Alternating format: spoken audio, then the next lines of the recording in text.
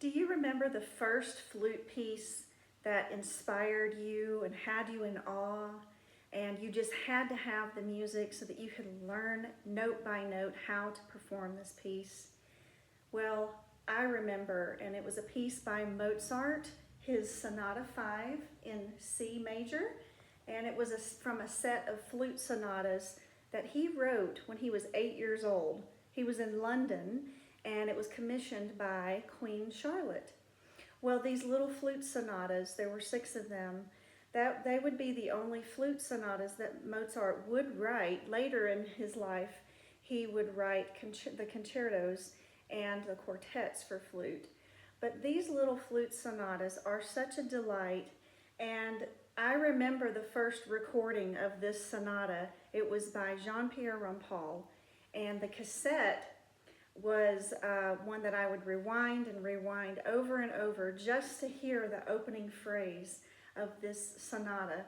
It was a sound like none other, and I wanted to play that way. Well, the first flute teacher that I remember gave me those recordings to listen to, and she wanted me to be inspired by the playing, and I think it did inspire me. So I'd like to play that opening and just walk you through a little technique on how to play it, how to approach this.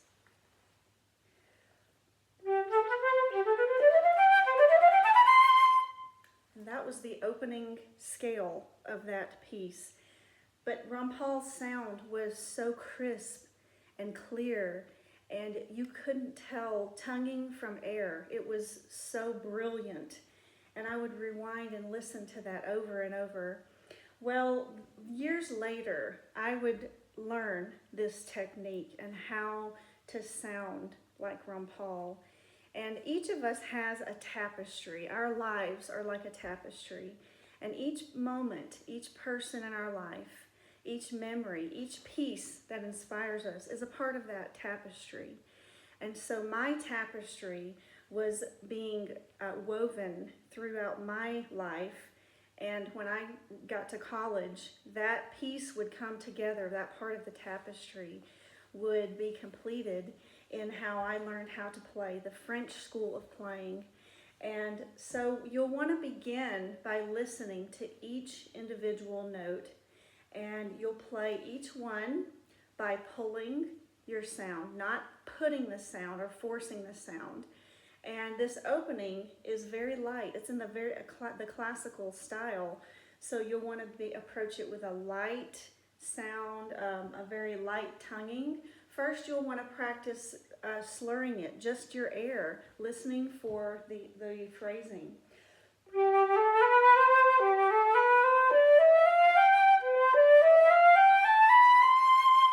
You're just connecting each note. The air connects the notes. You don't want any blank space. So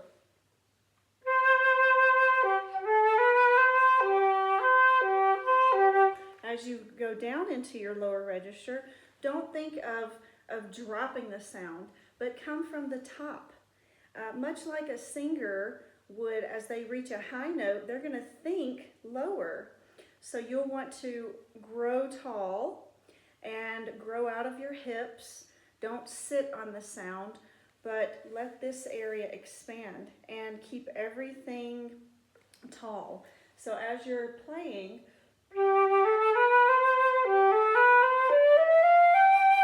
you're thinking of your air, connecting the notes. Now, the next step, you're going to detach the sound, but you're going to do that with a little bit of work.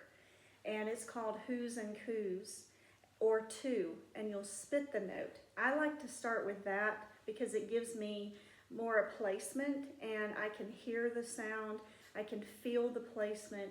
And so each individual note, you want to have a crisp, clear bell sound.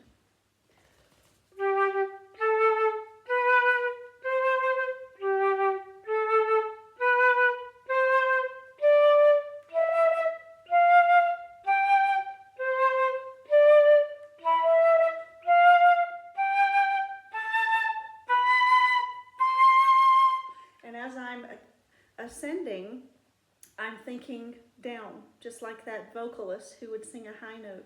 Now there's one note, the notorious E natural. So that placement, we've got to be a little more conscientious about that note.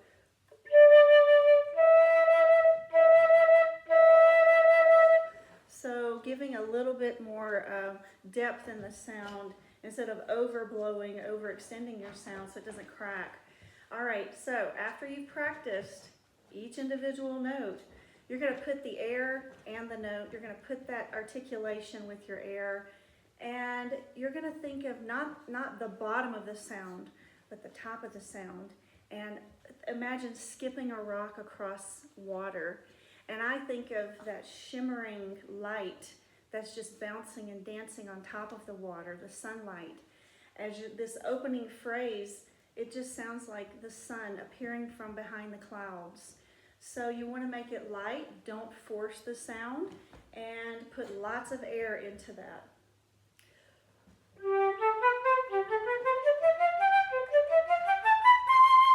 Now as you get into your sound, you're going to want to practice with a metronome and get it up to speed. But in these early stages of learning that piece, you don't want to go too fast, too soon, because then your sound will suffer. We really are focusing in on the sound, okay? And I hope that will help you as you're practicing, being very conscientious about your sound, and maybe go back to your Tapestry and think about those early days and what inspired you in playing your flute.